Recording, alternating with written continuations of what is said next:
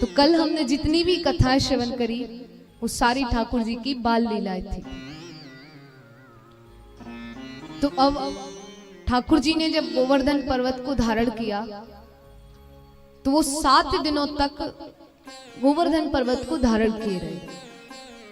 फिर 7 दिनों बाद ठाकुर जी ने गोवर्धन पर्वत को नीचे रखा और 56 प्रकार के प्रसाद लगाए। 56 प्रकार के प्रसाद लगाने के बाद अब सभी वृंदावन में ही रहते हैं, लेकिन महाराज जो इंद्र ने 7 दिनों तक वर्षा करी, ये जल कहाँ जाता है? तो इसके पीछे भी एक कथा है। सुखदेव जी महाराज कहते हैं कि एक बार जब ठाकुर जी त्रेता युग में श्री राम अवतार में आए थे, एक दिन माता सीता का विचार होता है कि वो कुछ साधु संतों को भोजन कराए। तो श्री राम जी के पास जाती है, कहती है कि प्रभु मेरी इच्छा है कि मैं कुछ साधु संतों को भोजन कराऊं। तो श्री राम जी से कहती है कि आप कुछ साधु संतों को आमंत्रित करिए। तब श्री राम जी कई पंडितों को साधु संतों को बुलाते हैं। साधु संत आते हैं, भोजन करते हैं, चले जाते हैं, लेकिन कोई भी ठीक से भोजन नहीं कर रहा है। आते हैं, थोड़ा बहुत भोजन करते हैं और चले जाते हैं। अब ऐसा कई देर तक चलता रहा। माता सीता कहती है अगर ऐसा ही चलता रहा कि साधु संतों ने ठीक से भोजन नहीं किया तो फिर कुछ करेंगे। फिर ऐसा ही चलता रहा तो माता सीता श्री राम जी के पास गई, कहने लगी प्रभु आपने कैसे साधु संत बुलाए हैं जो ठीक से भोजन कर ही नहीं रहे, थोड़ा बहुत करते चले जाते। कम से कम उनसे कहिए ना वो ठीक से भोजन करे। मैंने इतने प्रेम से भोजन बनाया, इतने प्रेम से परोस रही हूँ। तब श्री राम जी कहते हैं कि अभी जिनको असल में भोजन करना है उनका तो आना ही नहीं हुआ है। तब श्री राम जी ऋषि अगस्त्य के पास जाते हैं। ऋषि अगस्त्य से कहते हैं कि आपका हमारे घर निमंत्रण है और जब तक मैं ना कहूं तब तक भोजन करते ही रहना, करते ही रहना, माता की इच्छा की पूर्ति करनी है। ऋषि अगस्त्य कहते ठीक है। ऋषि अगस्त्य आते हैं, सुंदर आसन पे माता उनको बैठाती है। फिर सोचती है दुबला पतला साधु है, कितना खाएगा। भोजन बनाती है, उनको ग्रहण करा रही है। अब माता स्वयं अपने हाथों से परोस रही है और ऋषि भोजन करते जा रहे हैं। अब ऋषि भोजन करते जा रहे हैं, करते जा रहे हैं, करते जा रहे हैं। माता परोसती जा रही है, परोसती जा रही है, परोसती जा रही है, रुक ही नहीं रहे हैं। भोजन परोसते परोसते माता के मस्तक पे पसीने की बूंदें छलक आई, पर अभी भी ऋषि अगस्त्य का भोजन करना बंद नहीं है। अब ऋषि अगस्त्य ने देखा कि माता बहुत थक गई, तो श्री राम जी की तरफ इशारा करके हुए कहते हैं क्या करे, रुक जाए या खाते जाए? राम जी कह रहे अभी भी खाते जाओ। तो ऋषि अगस्त्य खाते जा रहे हैं। अब भंडार गृह में कमी पड़ जाती है। जब भंडार गृह में कमी पड़ती है तो माता गणेश भगवान, रिद्धि सिद्धि सभी को आमंत्रित करते हैं कि अब आप आइए और भंडार गृह में पूर्ति कराइए, वरना इन साधु के लिए मैं अकेले भोजन तो नहीं करा पा रही हूँ। तब गणेश भगवान आए हैं, रिद्धि सिद्धि आई है, सब भोजन बना रहे हैं। माता सीता परोसती जा रही, परोसती जा रही, परोसती जा रही। ऋषि अगस्त्य भोजन करते जा रहे, करते जा रहे, करते जा रहे, करते जा रहे। जब माता बहुत थक जाती है तब श्री राम जी इशारा करते हैं कि ऋषि अब आप रुक जाइए।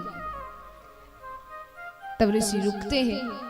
अब माता सीता कहती है अब इनको जल ग्रहण कराना है। इतने में ऋषि कहते हैं कि माता आपने मुझे भोजन ग्रहण कराए है, लेकिन अब ये जल ठाकुर जी ग्रहण कराएंगे जो इतना निमंत्रण करके लेके आए थे कि जब तक मैं ना कहूं तब तक खाते जाना। तो इस जल की व्यवस्था ठाकुर जी से बोलो करने को। श्री राम जी कहते हैं जिस हिसाब से आपने भोजन किया है उस हिसाब से तो अभी हमारे पास जल की व्यवस्था है ही नहीं, कहां से कर दे।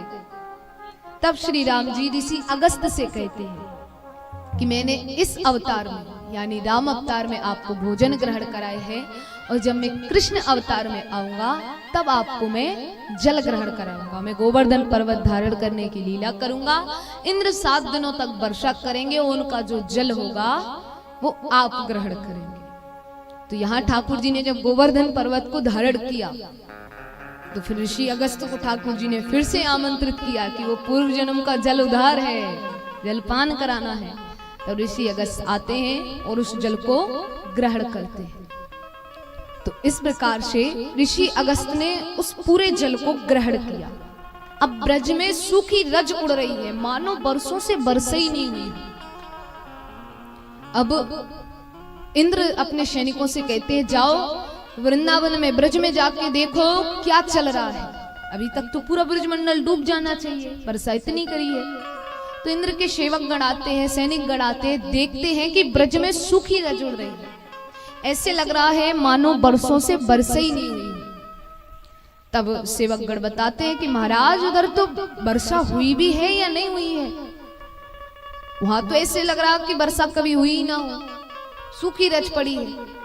तब इंद्र कहते ऐसा कैसे हो सकता है। इंद्र को सारी बात पता चलती है और इंद्र को अपनी गलती का पश्चाताप होता है।